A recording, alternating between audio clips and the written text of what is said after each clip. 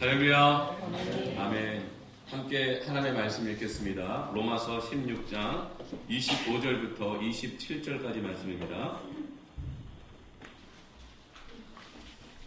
세 절 말씀인데 우리 다 함께 봉독하도록 하겠습니다. 시작. 나의 복음과 예수 그리스도를 전파함은 영세전부터 감추어졌다가 이제는 나타내신 바 되었으며 영원하신 하나님의 명령을 따라 선지자들의 글로 말미암아 모든 민족이 믿어 순종하게 하시려고 알게 하신 바 그 신비의 계시를 따라 된 것이니 이 복음으로 너희를 능히 견고하게 하실 지혜로운 하나님께 예수 그리스도로 말미암아 영광이 세세 무궁하도록 있을지어다. 아멘. 이제 오늘 드디어 지난 1년 동안 주일에 전해졌던 로마서 강의 말씀이 오늘이 드디어 이제 끝이 납니다. 설교로는 이 로마서 말씀이 끝이 나지만 이 로마서 말씀이 저와 여러분의 심령 안에서 우리의 삶 속에서 계속적으로 살아 역사하여 오늘 말씀처럼 이 복음으로 너희를 능히 견고하게 하신 이 말씀이 여러분의 삶을 견고하게 하고 여러분의 심령을 견고하게 하고 여러분 가정을 견고하게 주 이름으로 축복합니다. 네. 바울은 로마서를 이제 정리하면서 이 복음을 나의 복음이라고 말했습니다. 나의 복음이고 복음인 예수 그리스도를 전파하는 것이 바로 복음이라고 말을 했는데 오늘 이 아주 신비한 말을 합니다. 이 복음이 신비의 계시를 따라 된 것이다. 신비의 복음이다. 이렇게 복음에 대해서 정리합니다. 신비라고 하는 단어는 헬라어로 미스타리온인데 영어로 우리가 잘 아는 것처럼 미스테리라는 뜻입니다.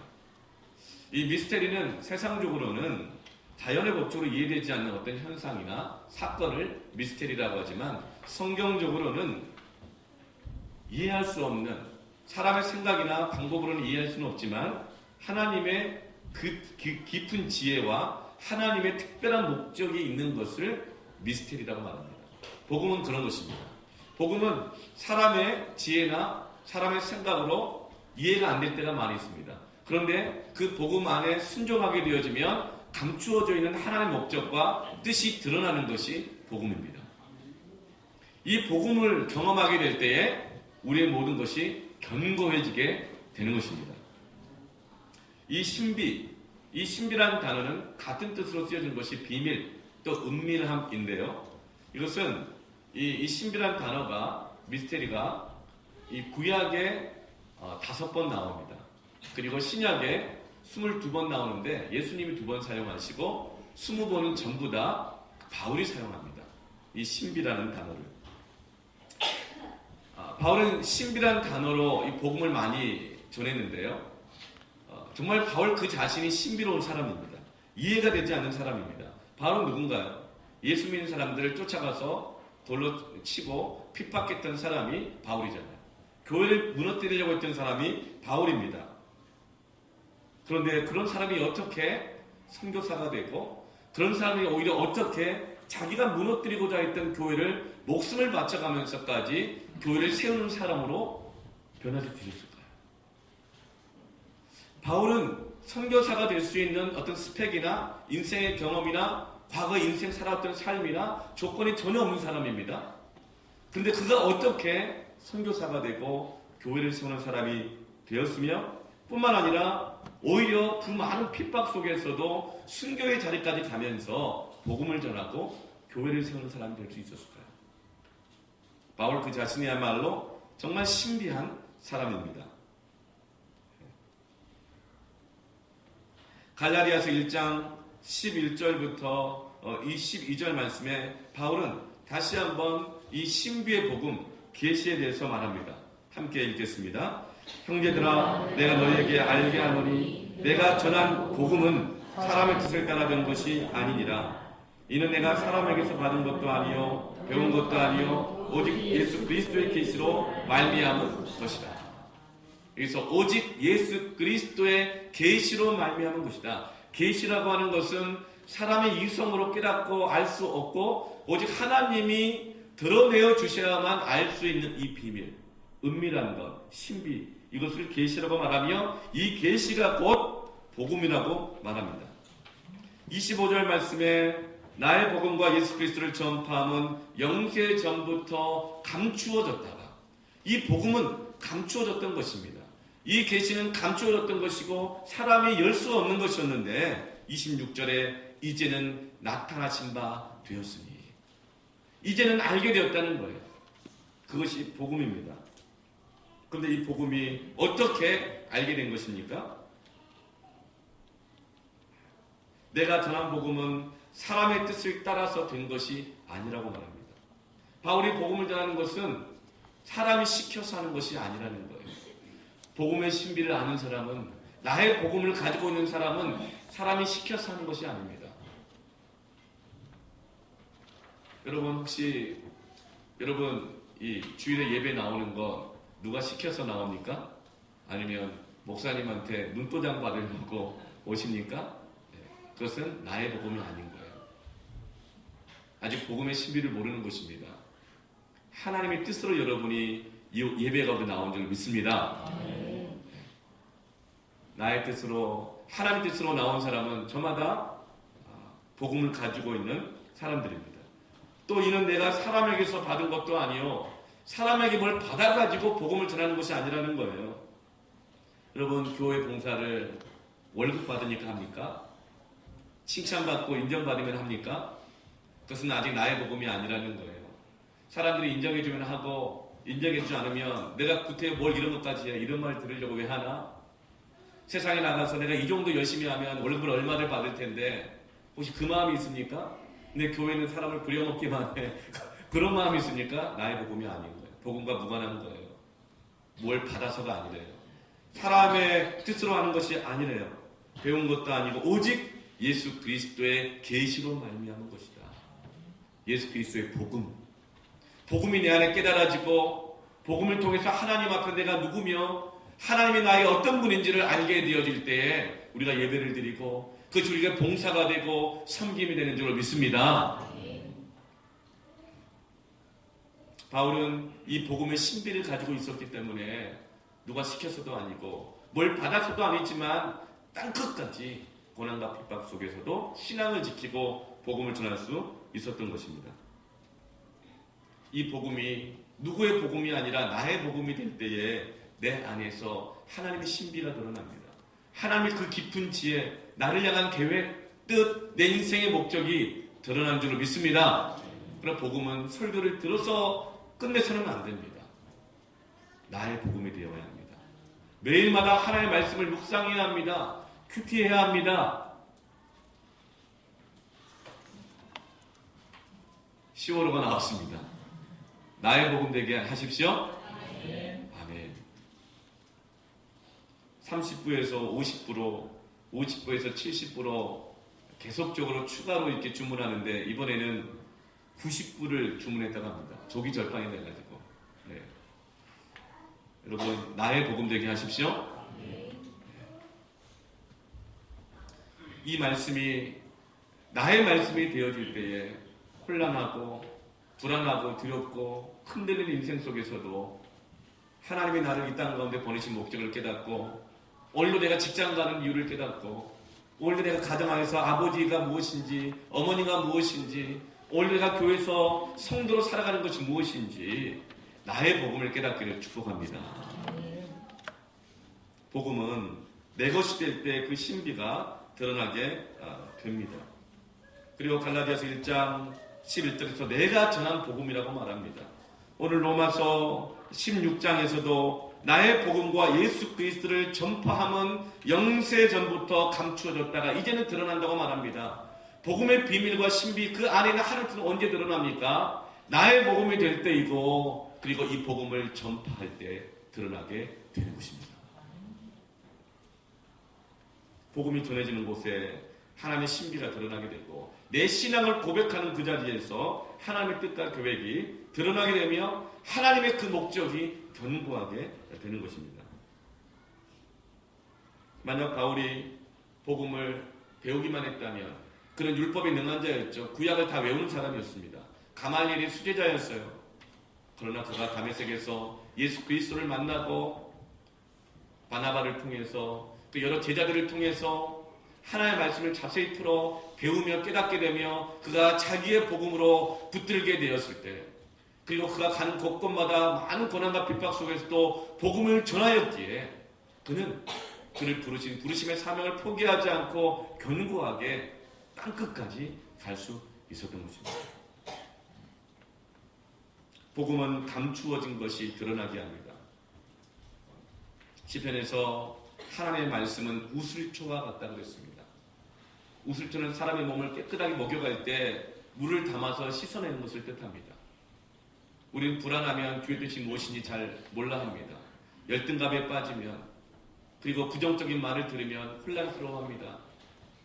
그때마다 하나님의 말씀으로 나의 심령을 씻어갈 때에, 그때 이 고난 속에서, 혼란 속에서 감춰져 있었던 하나님이 연단하셔서 정금같이 나오게 하시는 그 비밀들을, 그 뜻과 계획들을 발견하게 되는 것입니다.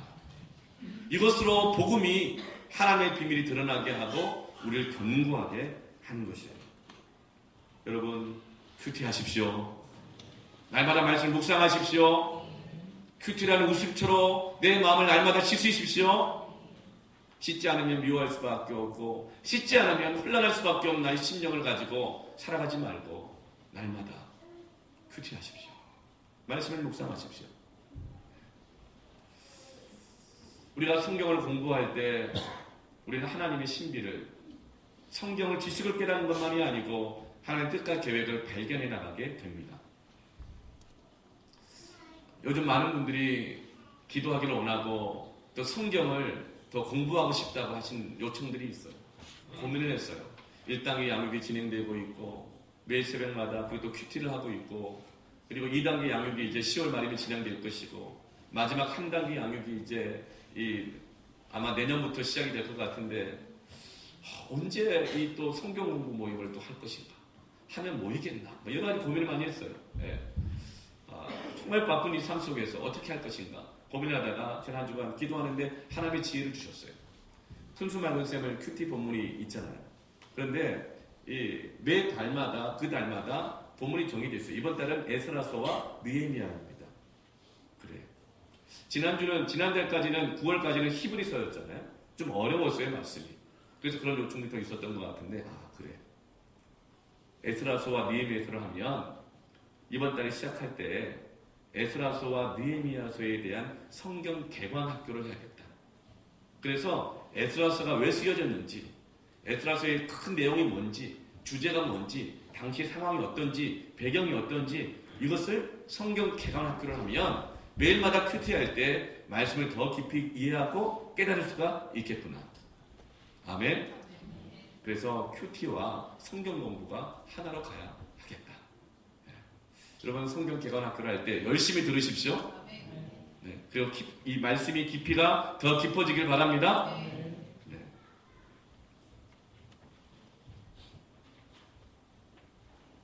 그리고 여성들을 위한 성경 공부 모임을 시작해야겠다 고민하고 준비하고 있습니다. 그러니까 마더와이즈라고 하는, 이미 한국 교회에서 이미 검증되어 있는 여성들 성경 공부 모임이 있어요. 지혜로운 어머니, 어머니의 지혜, 이런 뜻이겠죠. 저는 처음에 이것이 신혼 부부나 아니면 어린 아이를 둔 어머니들을 위한 성경 공부 모임인 줄 알았어요. 미운 4살, 미칠 것 같은 5살을 두고 혼란과 요동하고, 큐티도 제대로 안 되고 신앙생활도 제대로 안 되고 예배도 드리는 거 많은데 도저히 못 살겠다고 하는 이 어머니들을, 이런 이 초기 어머니들을 위한 성경 모임인 줄 알았는데, 제가 다시금 그 세미나 내용을 보고 교재를 쭉 보고 또 모임을 알아보니까 그게 아니더라고요. 모든 여성들을 위한 성경 공부 모임이더라고요. 그래서 권사님들이 모여있는 마더와이즈 그룹, 성경 공부 그룹이 있고, 그리고 40대들, 그리고 이제 아들딸 시집장가 보내야 되는 예비 시어머니 되는 그런 그룹도 있고, 그리고 정말 미칠 것 같은 5살을 두고 있는 엄마들도 있고, 그 성경 모임을 통해서 하나님 뜻을 깨달아가고 어머니의 사명이 뭔지, 아내의 사명이 뭔지, 여성으로서의 사명이 뭔지 발견해 나가는 성경 공부 모임이더라고요. 이걸 준비하는 중에 있습니다. 여러분, 복음이 나의 복음 될 때에 우리는 어머니로서의 사명을 발견하게 될 것입니다. 복음이 나의 복음 될 때에 아버지로서의 사명을 발견하게 될 것입니다. 직장인이 그 복음이 나의 복음 될 때에 이 직장 가서 일하는 그 목적이 단지 먹고 마시는 것만 있지 않고 하나님의 뜻이 있는 것을 알게 될 것입니다. 성경을 공부합시다. 나의 복음 되게 하십시오. 가장 정확한 것은 성경입니다. 하나님의 말씀을 통해서 깨닫게 되는 것이 가장 정확한 것입니다. 성경이 책꽂이에 꽂힌 책이 아니라, 성경이 주일날 설교 시간에만 들려지는 성경이 아니라 나의 성경, 나의 복음 되게 하십시다. 교체하십시오. 네. 아버지와 어머니가 성경이 나의 성경 되어야 아버지와 어머니가 말씀을 묵상하고 그 말씀 가운데서 사랑할 힘, 고난을 이겨낼 힘을 얻어야 그 가정 안에 감추어져 있는 드러나야 할 하나님의 뜻과 계획이 드러난 줄로 믿습니다. 돈을 많이 벌어다 주면 좋겠죠. 좋은 음식을 잘 해주면 좋겠죠. 집안을, 인테리어를 멋지게 하면 좋겠죠. 그러나 그것으로 그 가정 안에 있는 하나님의 계획이 드러나는 것이 아닙니다. 아버지와 어머니가, 부모가 말씀으로 나의 복음 되게 할 때에 하나님의 감추어져 있는 그 비밀이 그 가정 안에서 드러날 것입니다. 로마서 11장 25절 말씀을 같이 읽읍시다. 형제들아, 너희가 스스로 지혜 있다 하면서 이 신비를 너희가 모르기를 내가 원하지 아니하노니, 이 신비는 이방인의 충만한 수가 들어오기까지 이스라엘의 덜어는 우둔하게 된 것이다. 형제들아, 너희가 스스로 지혜 있다 하면서 이 신비를 너희가 모르고 있구나. 근데 이 신비는 언제 드러난 줄 아느냐? 이방인의 충만한 수가 들어오기까지는 너희가 우둔하게 되어 있어. 배웠다고 해서, 지혜 있다고 해서 이 신비를 깨닫게 되는 것이 아니라, 이방인들의 충만한 수가 들어와야 너희들이 우둔함에 깨쳐지며 이 신비를 알게 될 거야. 아무리 오래 믿어도 모른다는 거예요. 아무리 직분이 있어도 모른다는 거예요. 지혜 있는 채도 모른다는 거예요. 언제 알게 되느냐? 복음이 전해질 때. 교회가 복음을 전하는 교회 될 때, 성도가 복음을 전하고 나의 복음을 전파하고 신앙을 고백하게 될 때에 복음 안에 감추어 있는 신비가 드러나게 되는데, 아무리 많이 배워도, 아무리 오래 믿어도 나의 신앙을 지금 고백하고 있지 않다면 우리는 우둔하여 하나님의 뜻과 계획을 모르는 자가 되어 있다는 것입니다. 나의 복음이 전파될 때, 복음이 신앙의 고백으로 나의 직장에서, 가정에서, 어디에서든지 증거되어질 때에 복음의 신비가 드러나게 된 줄 믿습니다. 로마교회 성도들에게 말합니다. 영세전부터 감추어졌다가 이제는 나타내신 바 되었으며, 무엇이요? 예수 그리스도를 전파함은.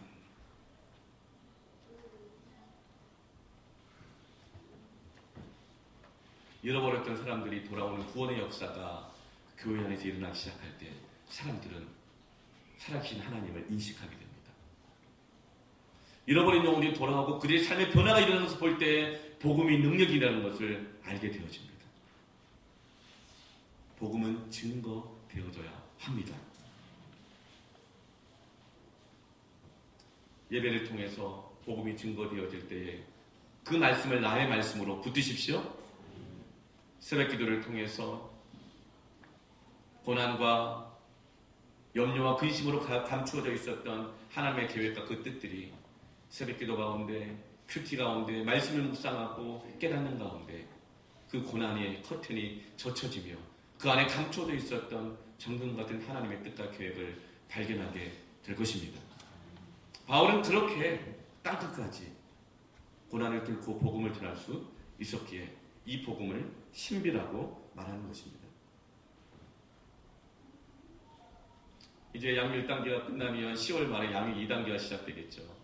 케이크 시작됩니다. 3주간 우리가 영혼을 구원하는 기도, 영혼을 구원하는 전도, 영혼을 구원하는 섬김, 3주간 이 훈련을 받고, 그리고 2주 동안 주일 오후에 초대해서 우리가 여러 가지 은사로 또 복음을 전하게 될 것입니다.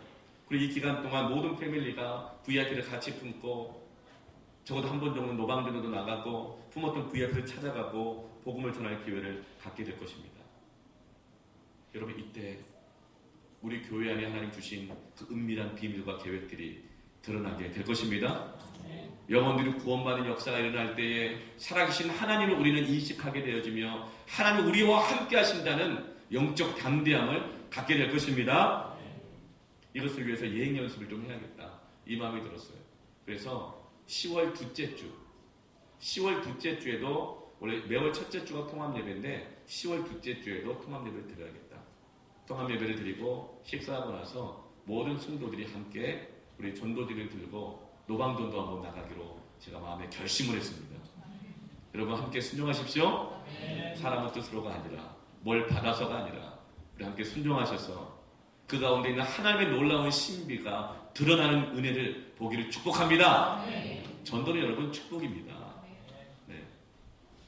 그래서 저희 당수동부터 시작해가지고 쌍용 아파트, 삼정 아파트, 그리고 비발디, 한라 비발디, 그리고 이 호메식동 들어오면 3단지, 4단지, 5단, 6단, 18단지, LG빌리지 1, 2, 3, 4차, 그리고 저쪽 건너편에서 가게 되면 거산, 삼익, GS, 그리고 13단지, 15단지, 19단지, 호메식 주택 단지들 곳곳마다 우리가 흩어져 가서 전도지를 들고 짧은 말이라도 예수 믿으세요.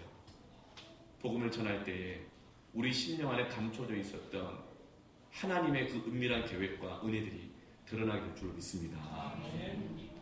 복음은 나의 복음이 되고 증거되어질 때 그 신비가 드러난다고 말씀하고 있습니다.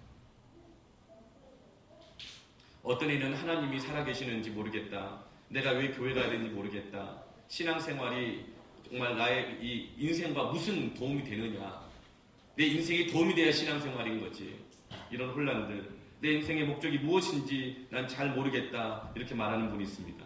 이분은 나의 복음을 가져야 합니다. 다시금 큐티해야 합니다. 다시금 기도해야 합니다.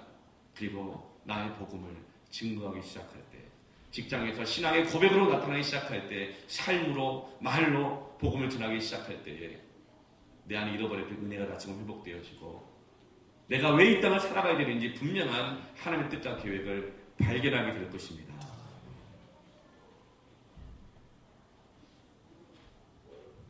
하나님의 이 비밀은 감춰졌다가 드러나는 것이라고 말씀합니다. 어떤 한 대기업을 다니던 분이 있어요. 여러분, 대기업 들어가는 것도 어렵지만 나오는 건 참 쉬워요. 40을 넘게 참 쉽지 않아요. 대부분이 그래요. 근데 이분도 40대 이제 후반이 돼가지고 조기 퇴직을 하게 되었어요. 나왔죠. 퇴직금을 받아가지고 뭘 할까 고민하다가 식당을 열었습니다. 그러면 식당은요, 처음 3개월은 참 잘 돼요. 네. 처음 6개월까지도 잘 된대요. 근데 3년 버티기 힘든 곳이 식당이라 그래요. 참 어려워요. 네. 교회도 하나의 말씀을 먹는 곳이라 그런지 3년 버티기가 참 힘들다 그러는데, 한 3개월 동안 식당이 잘 됐는데 3개월 지나면서부터 손님이 줄어들기 시작하더니 이제는 손님이 하나도 없고 파리만 날리는 거예요. 퇴직금 다 까먹고 있고, 네. 날마다 월세 날은 꼬박꼬박 다가오지. 체인점을 했으니 덕에다 권리금 같은 거 있잖아요. 그거 다 꼬박꼬박 내야 되지. 막 가슴이 타들어가는 거예요. 근데 어떻게 할 수 있는 방법이 없는 거예요. 수단과 방법을 다 덩어리해도 손님이 안 오고 파리만 오는 거예요. 이걸 어떻게 해야 되나. 나중에 도저히 할 것이 없어가지고 뭘 하기 시작했냐면 이분이 카운터에 늘 꽂혀 있었던 성경이 보이더래요. 그래서 성경을 보기 시작했어요. 성경을 보니까 성경의 내용의 90%가 뭔지 아세요? 예수 믿다가 고난받은 이야기를 가르쳐 있어요. 그래서 사람들이 성경을 별로 안 보고 싶은지 모르겠어요. 결론만 보고 싶어 하죠. 요셉이 총리가 되었더라, 뭐 이런 얘기만. 솔로몬이 부자가 되었다, 이런 얘기만. 결론만 보지, 네. 그 중간은 과정을 안 보려고 그래요. 여러분, 성경의 왜 90%가 신앙을 가졌더니 고난받은 이야기만 가르칩니까? 욥의 이야기를 보세요. 여기 100% 고난만 있잖아요. 예수님 이야기 보세요. 다 고난만 있잖아요. 광야 30년 모세 다 고난만 있잖아요. 왜 성경의 90% 고난의 이야기를 가르쳤을까요? 그 말은 예수 믿으면 다 고난받고 산다 이 뜻이 아니고 그만큼 세상에 고난이 많은데 말씀 없이 어떻게 그 고난의 역경을 이겨가겠는가? 고난으로 감추어져 있는 하나님의 뜻을 어떻게 발견해 나가겠는가? 그래서 성경에는 고난받은 이야기로 가르친 줄 믿습니다. 근데 그 결과는 뭐죠? 7배나 더하더라. 갑절이나 갚아주시더라. 이렇게 결과를 깨달아야지 그 안에 있는 신비를 알지 성경을 알지 않으면 읽지 않으면 어떻게 그 고난의 과정을 이겨갈 수 있겠어요? 결론만 생각하다가 나는 아닌가 봐. 낙심만 하죠. 요셉의 하나님인지 내 하나님인가. 그러니까 내 복음이 안 되는 것입니다. 근데 그분이 꽂혀있었던 성경을 펴면서 다 제게 얘기한 거예요. 그때 은혜가 되기 시작하면서 정말 마태복음 그 창세기부터 시작해가지고 계시록까지 읽는데 얼마 안 걸렸대요. 왜죠? 손님이 없어가지고 계속 손님 올 때까지 읽어야 돼 하는데 손님이 안 오는 거예요. 그 읽다 보니 창세기가 다 끝나고 또 손님 오나 했더니 읽다 보니 출애굽기가 끝나고 그렇게 계시록까지 끝났대요. 그래서 손님이 별로 안 오더래요. 그래서 시간이 남으니 뭐합니까? 또 큐티합니다. 또 이제 성경을 필사하면 또 적습니다. 이 가게가 어떻게 되었을까요?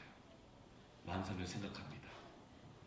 성경을 읽고 묵상했더니 손님이 많아졌다. 아니요.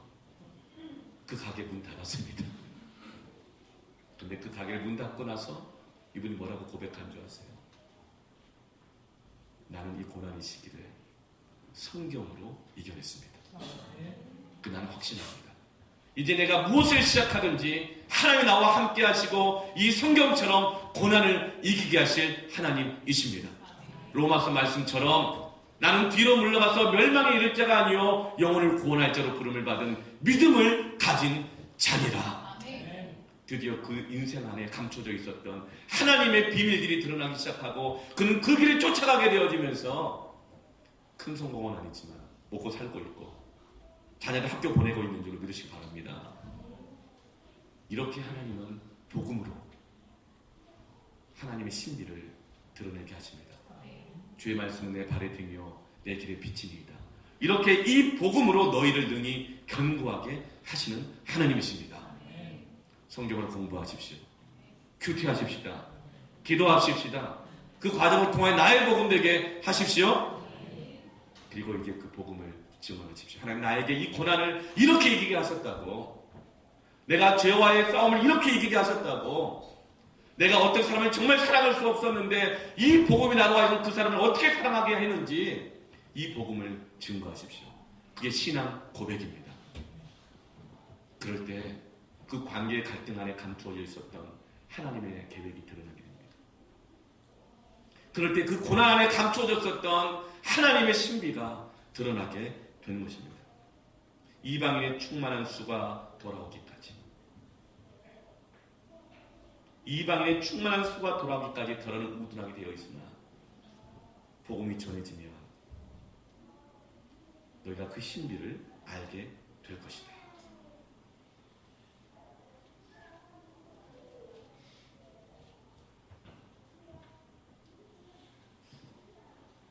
여전히 아직도 많은 사람들이 복음의 비밀을 깨닫지 못하고 있는 이유가 뭘까요? 그것은 들은 복음, 누구의 복음으로만 살아갈 때 그래요. 나의 복음으로 살아가고 그리고 복음을 증거하기 시작할 때에 이 비밀을 깨닫게 될 것입니다. 하나님은 오늘 아브라함을 불러서 약속하십니다. 너로 인하여 따라합시다. 너로 인하여 모든 민족이 복을 받으리라. 아멘. 우리 믿음의 조상 아브라함의 후손입니까? 그렇다면 여러분으로 인하여서 모든 민족이 여러분을 만나는 사람마다 여러분을 낳은 자식이 여러분을 가르치는 학생이 복을 받게 될 것입니다. 여러분과 함께 동역하는 동업자가 복을 받게 될 것입니다. 어떤 복을 받을까요? 그들이 하나님의 자녀가 되고 그들 역시도 하나님의 인도하심을 받게 되는 복을 받게 되길 축복합니다. 그런데 어떤 방법으로 아브라함을 통해서 모든 민족이 복을 받게 될까요? 내가 지시한 땅으로 가라 하시는 말씀에 순종했을 때 내가 갈 바를 알지 못하지만 하나님이 지시한 그 땅으로 갔을 때, 그 땅에 도달할 때, 그들에게 그 하나님을 증거할 때에 그 민족이 복을 받게 되는 것입니다. 이방인들이 복을 받게 되는 것은 아브라함이 그 땅으로 갈 때입니다. 그럴 때 그 이방 땅 안에 감춰져 있었던 하나님의 복이 드러나게 되는 것입니다. 복음은 증거되어질 때 그 비밀이 드러납니다. 그런데 모든 민족의 복을 얻으리라는 이 약속의 말씀은 아브라함 때는 완전히 성취가 되지 않았어요. 아브라함의 아들 이삭 때에도 성취가 되지 않았어요. 그런데 이삭의 아들 야곱 때, 야곱의 집안에 이르렀을 때에 하나님의 이 역사가 성취되기 시작하십니다. 누구를 통해서요? 야곱의 12아들 중에 11번째 아들 누구?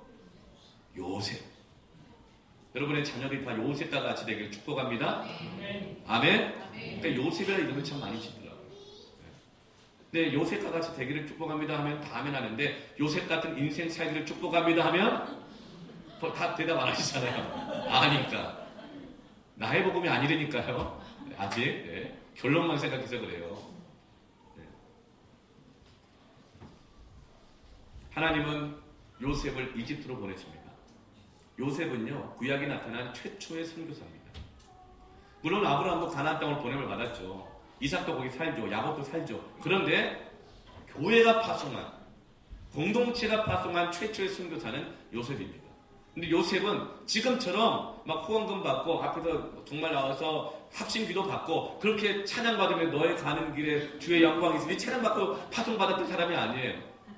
어떻게 그는 선교지로 갔죠? 최초의 선교지가 또 거기다 아프리카였어요. 이집트. 애굽은 북아프리카잖아요. 최초로 그곳으로 갔어요. 어떻게 갔습니까? 배신당하고 버림받고 노예로 팔려갔습니다. 그런데 이 애굽, 북아프리카는 요셉이 최초로 구약에 파송받은 선교지인데, 신약의 최초의 선교지가 바로 이 북아프리카 애굽이에요. 이집트예요. 누가 갔죠? 예수님이 가셨어요. 예수님이 헤롯 왕이 그 아이들 다 죽이려고 할 때 어디로 피해 있었죠? 애굽으로 피해 있었습니다. 예수님의 최초의 해외여행은 선교여행이었습니다. 사모하십시오. 네. 크루즈 타고 막 간 게 아니라 최초의 해외여행은 선교여행이었다고요. 여러분 성례하시면서 들을지어다. 네. 요셉이 어떻게 선교사가 됐죠? 아버지의 편애 때문이었어요. 어리석은 편애 때문에. 편애받으면요, 편애해주면 주변 사람들이 다 그 사람을 미워합니다. 요셉을 형제들 속에 섞어서 일을 시킬 때에 어떤 일을 맡겼냐면, 야 요셉아, 너 니네 형들이 일 잘하나 못하나 잘 감독해라. 이거 맡겼어요. 그냥 기름을 쥐고 불구덩이에 던진 거죠. 거기다가 그냥 일을 해야 되는데 요셉한테만 작업복 안 입히고 채색 옷을 딱 입혔어요. 얼마나 미웠겠어요. 팔아먹어도 싸죠. 그러면.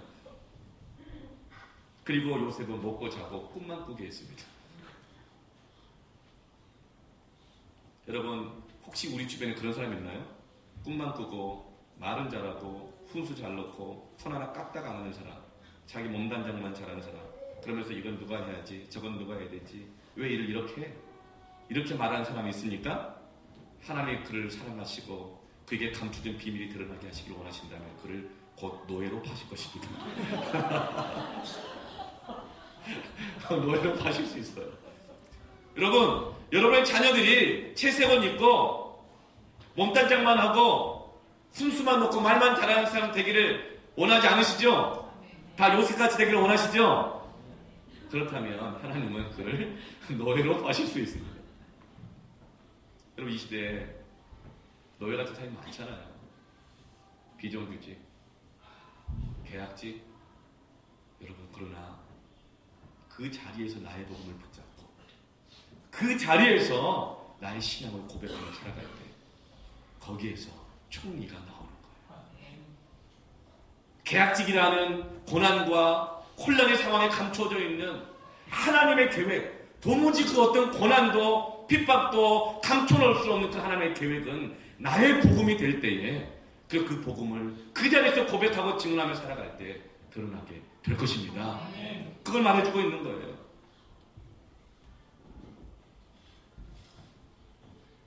요셉 인생 안에 감춰져 있었던 그 총리는 바로 보냄받은 선교의 자리에서 드러나게 되었습니다.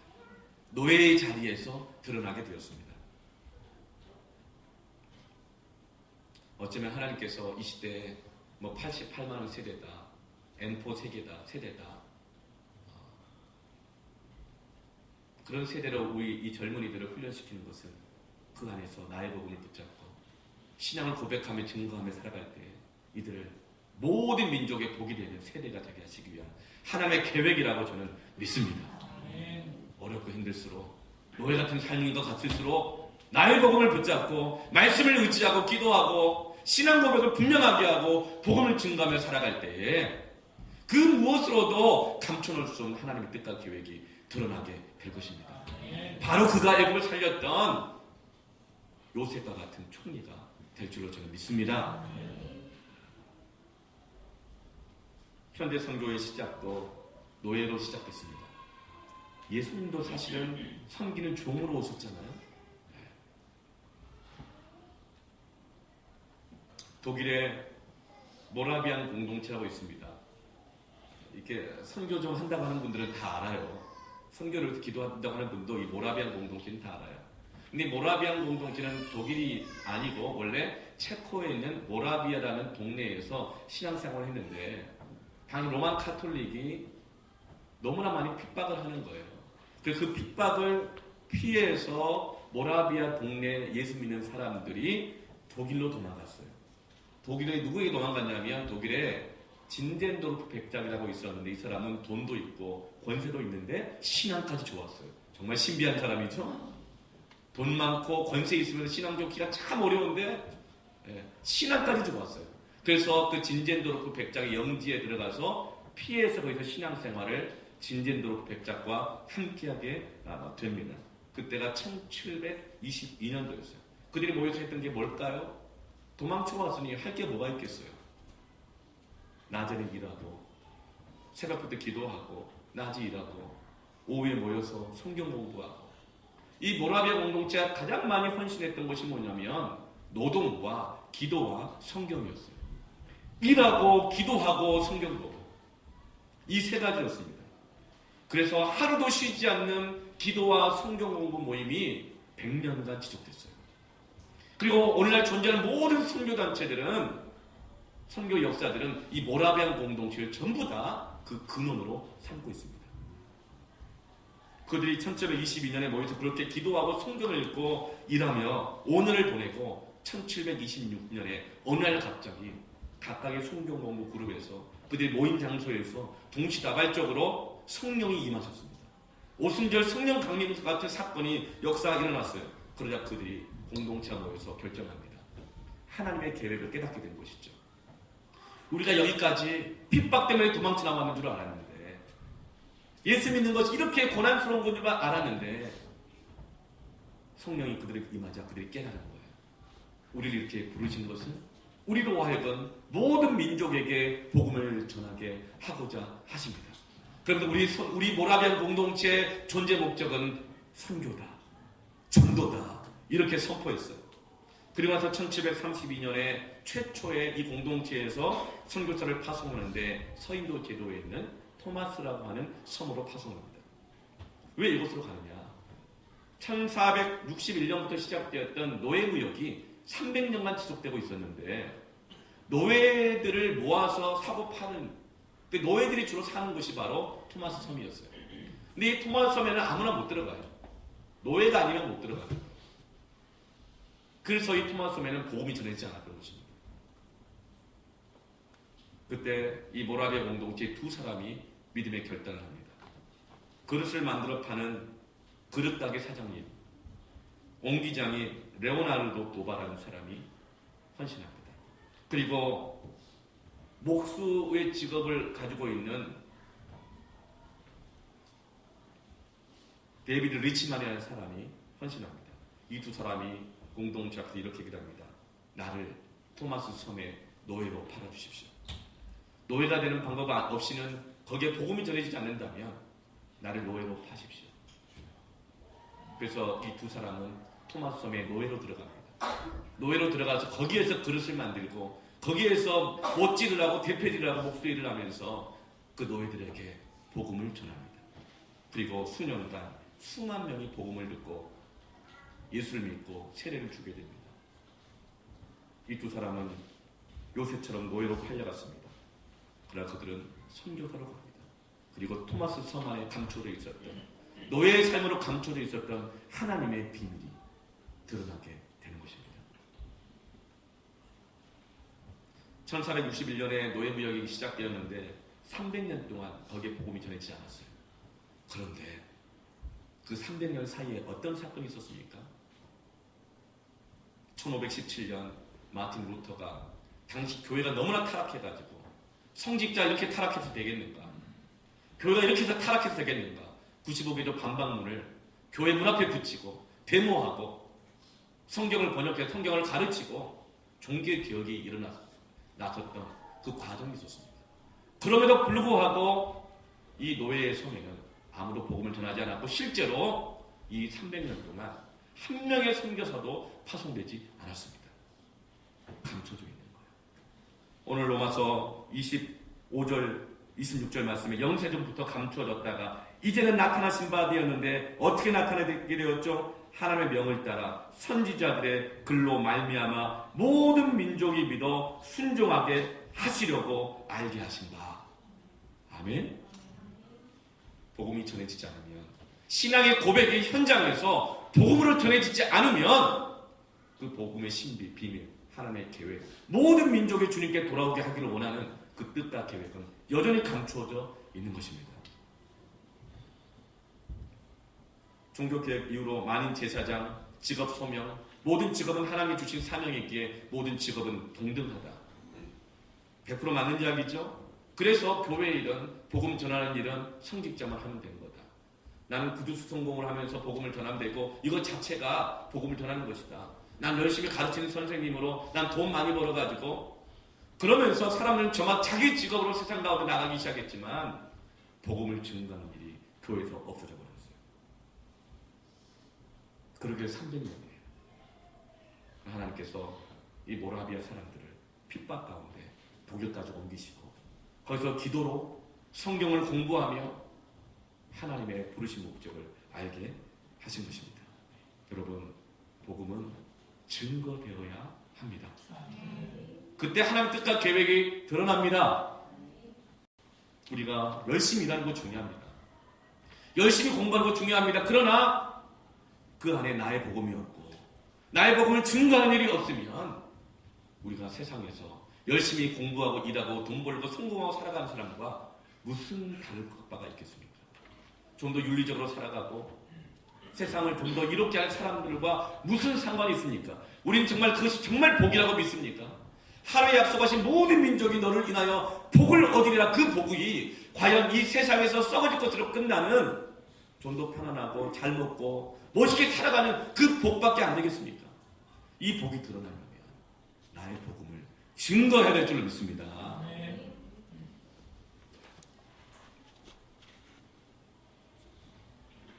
우리 교회 비전의 말씀 이사야서 60장 1절부터 5절까지 말씀에 함께 읽어볼까요? 시작. 일어나라 빛을 발하라 이는 내 빛이 이르렀고 여호와의 영광이 내 위에 임하였음이니라. 보라 어둠이 땅을 덮을 것이며 캄캄함이 만민을 가리려니와 오직 여호와께서 내 위에 임하실 것이며 그의 영광이 내 위에 나타나리니. 언제? 일어나 빛을 발할 때 하나님의 영광이 나타날 것입니다. 보라 어둠이 땅을 덮을 것이며 캄캄함이 만민을 가리워도 일어나 빛을 발하면, 신앙을 고백하면, 말씀을 고백하면 하나님의 영광이 나타나게 되는 것입니다. 그게 복음입니다. 3절 말씀에 나라들은 내 빛으로 왕들은 빛으로 내 광명으로 나오리라 돌아오리라. 4절에 나라들은 내 눈을 들어 사방을 보라 우리가 다 모여 내게로 나오느니라. 내 아들들은 온 것을 속였고 내 딸들은 안기어 올 것이다. 그 5절 말씀 다 같이 읽을까요? 그때 내가 보고 기쁜 빛을 내며 내 마음이 놀라고 또 화창하리니 이는 바다의 부가 내게로 돌아오며 이방 나라들의 재물이 내게로 오미라. 복이 된다는 거예요. 기쁨을 회복하게 된다는 거예요. 단지 돈을 벌어서가 아니라요. 하나님의 영광이 나타난 걸 보았기 때문에, 그 실제를 보았기 때문에. 언제요? 어둠 속에서 복음의 빛을 발할 때에 이방 나라들이 돌아오고 내 아들이 딸들이 먼 곳에서부터 나오기 시작할 때 이 신비가 드러난 일이 이루어질 줄로 믿습니다. 아멘.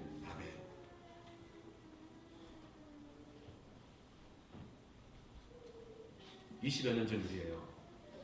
제가 사역자 초창기 때 20대 후반에 대학생들 1박 2일의 수련회가 있었습니다. 춘천에서 있었어요. 당시에는 춘천엔 완행열차 비둘기호가 있었죠. 청량리에 가서 제가 이제 그 수련회를 가야 되는데 다른 일이 있어서 저 혼자 따로 가게 됐는데 늦게 가게 됐어요. 그래서 어떤 학생 이 대표와 함께 둘이서 같이 비둘기호를 타고 이제 청량역에서 춘천역을 타고 가는데 사람이 꽉 차 있어요.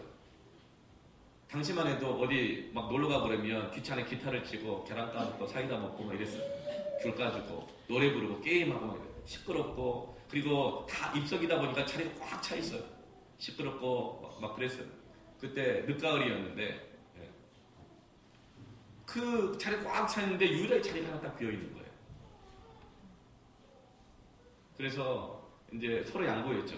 얘가 앉아라. 아니 간사님이 앉으셔야죠. 아 네가 앉아. 네. 간사님이 앉으셔야죠. 그러다가 그 형제가 민망해할까 봐 제가 이제 대신 앉기로 했어요. 앉았는데 왜 아무도 그 자리에 앉질 않았는지 알게 됐어요. 그 창가 쪽에 그 자리에 거의 한 84대 보이시는 어떤 어르신이 보따리 하나 들고 앉아있더라고요. 근데 앉은 즉시 알게 됐어요. 냄새가 너무 나시는 거예요. 그러니까 아무도 그 자리에 안 앉았던 거예요. 그러니까 이분이 행색이 너무 남루하고 아마도 노숙을 오랫동안 하셨던 분인 것 같아요. 씻지를 못하고. 그래서 악취가 나니까 아무도 그렇게 안 하는 거예요. 앉으면서 일어날 수도 없고 또 일어나면 안 되잖아요. 앉아 있었는데 마음속에 하나 이런 마음을 주시는 거예요. 이 사람이 참 어렵고 힘들어 보이느냐. 그렇다면 네가 이 사람에게 무엇을 줄 수 있겠냐. 그때 제 마음 가운데 떠올랐던 하나님 말씀, 나의 복음. 은과 금은 내게 없거니와 내게 있는 나사렛 예수 이름으로 일어나 걸어라. 인생 후반기에서 어떤 소망도 없이 주저앉아 있는 이분에게 일어나게 하시는 것은 복음이다. 이 마음이 있어요. 그래서 복음을 전하려고 그랬어요. 그래서 막 되게 주저가 되더라고요. 네. 그래서 제가 할아버지를 이제 할아버지 그랬더니 시끄럽기도 하고 이분이 보청기 읽기가 잘 안 들려요. 뭐라고? 그래요. 할아버지 그랬더니 뭐라고 못 들어요. 이거 복음을 전할 수가 없겠구나. 네. 그런 마음을 갖고 있었어요. 그리고 또 이제 갈등을 하고 있었는데 그 바로 맞은편에 앉아 있었던 마주보고 앉아 있는 60대 중후반 되시는 우리 아주머니들이 계셨어요. 근데 이분들이 이 할아버지 보더니 갑자기 큰 소리 외치는 거예요. 할아버지! 이 할아버지가 응? 이러면서 쳐다봤어요. 큰 소리 외치기 시작하는 거예요. 어디 가세요? 춘천에. 그러니까 춘천이 다 할아버지 집이에요. 그러니까 어디 가세요? 그러니까 친구네. 왜 거기 가세요? 응, 갈 데가 없어서. 아내도 없고 자식도 버리고 날이 추워지니까 친구 집에 가는 거예요. 서울역에 있다가. 그랬더니 이 60대 되신 이 여성분들이 안타깝고 불쌍했는지 가방을 열더니 삶은 옥수수를 꺼내시고 이가 없어서 잘 먹을 수 있는 홍시감을 꺼내시고 이거 드세요 하시더라고요. 근데 그분이 받긴 하셨는데 잘 안 드시려고 그래요. 왜 그러나 싶었어요. 좀 있더니 지갑을 돈을 꺼내가지고 돈을 주세요. 그럼 뭐라고 말씀하시냐면 부처님의 가호가 있기를 바랍니다. 이분이 보살들이신데 강원도에 이 절에 가고 있는 중이었는데 불심이 워낙 좋아가지고 이 보살들께서 큰 소리로 부처님의 자비하심을 전하며 먹을 걸 주고 돈을 주고 있는 거예요. 그 앞에 앉아있는 제가 이거 어떻게 해야 되나. 은과 금은 내게 없거니와. 그런데 그 보살들이 그렇게 이 불법을 전하니 내가 앞에서 너무 갈등되는 거예요. 그 순간 너 그거밖에 안 되냐. 너 사역자라 그러면서 너 너무 가식적인 거 아니냐. 응? 복음도 못 전하면서 저렇게 불교 신자들은 저렇게 돈까지 내가면서 해주고 너 뭐하냐? 그 정죄하는 마음이 막 일어나니까 거기 견딜 수가 없어요. 있을 수가 없어요. 이 가책과 정죄감 때문에. 일어나가지고 탕 사이에 밖에 보는 난간 있잖아요. 거기 딱 있는데 제 인생이 너무 한심스러운 거예요. 너 그러고도 사역자냐? 너 그러고도 예수 믿는 사람이냐? 가르치기만 잘하지 너 뭐 복음을 전하느냐? 그런 정죄하는 마음이 막 들어오니까 막 죽고 싶은 마음이 드는 거예요. 내가 너무 싫어가지고 자살하면 지옥 간다는데 살고 싶지 않아. 제가 자살하겠다는 게 아니라 살고 싶지 않은 거예요. 마음이 이렇게 하고 있는데 그 순간 생각나는 그 말씀, 로마서 말씀. 너는 뒤로 물러가서 멸망 이를 자가 아니고 영혼을 구원할 자로 부름받은 믿음을 가진 자니라. 아멘. 어차피 인생 죽게 되어 있는데 이렇게 허망하게 죽지 말고 복음이나 전하고 죽자. 하고 다시 자리로 돌아갔어요. 앉았어요. 그래서 저도 소리를 치기 시작했습니다.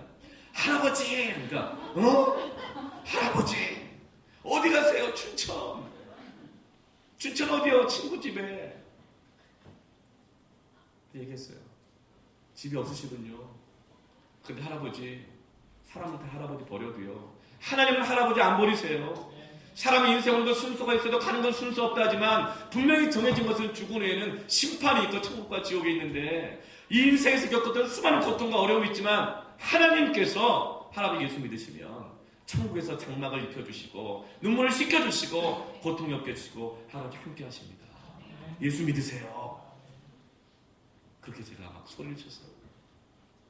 주변 사람들이 막 쳐다봤겠죠. 그런데 그 할아버지가 제 손을 딱 잡더라고요. 그러면서 우셔요. 당황했죠. 제가 눈물을 막 흘리시다. 이렇게 얘기하셨어요. 이복의 젊은이 50년 전에 내가 대동강에서 세례받았어. 근데 50년 동안 하나님 떠나 살고 있었는데 그래서 아내도 잃고 자식도 잃고 집도 잃고 나도 한때는 잘 나갔지만 이렇게 살았는데 하나님이 나를 버리시지 않았어. 그렇게 말하더라고요. 나 춘천 가면 친구네 집에 있을 때 꼭 교회 갈 거야. 나의 기도해 주게 젊은이. 그래서 제가 그 비둘교회에서 그 할아버지 위해서 기도해 줬어요. 냄새가 안 나더라고요. 그때는 기도하면. 냄새로 감추어져 있는 환경 주변 두려움으로 감춰져 있는 하나님의 신비가 언제 드러납니까? 여전히 모든 사람이 그 할아버지 인생 끝났다 생각하지만 여전히 끝나지 않은 하나님의 새로운 계획이 언제 드러납니까? 나의 복음을 증거할 때. 이것이 바로 너로 인하여 모든 민족이 복을 얻으리라는 그 복인 것입니다. 우리는 복을 가지고 있습니다. 우리는 감추어져 있는 복을 가지고 있습니다. 여러분 이 신비의 복음이 우리에게 주어진 줄을 믿습니다. 나의 복음 되게 하십시오. 복음을 증거합시다. 아멘. 이제 우리 함께 기도하겠습니다. 주가 보이신 생명의 길, 나 주님과 함께 상한 마음을 들이며 주님 앞에 나아갑니다. 나의 의로움이 되신 주, 그 이름 예수. 내가 가는 길에서 절망을 만나고 두려움을 만나고 혼란스러울 때 복음이신 예수 그리스도를 붙드십시오. 말씀으로 그 길을 밝혀가십시오. 견디어 나가십시오. 복음이 필요한 자들에게 복음을 증거하십시오. 하나님의 신비가 드러나게 될 것입니다. 이제 그 마음으로 주님 앞에 찬양하겠습니다.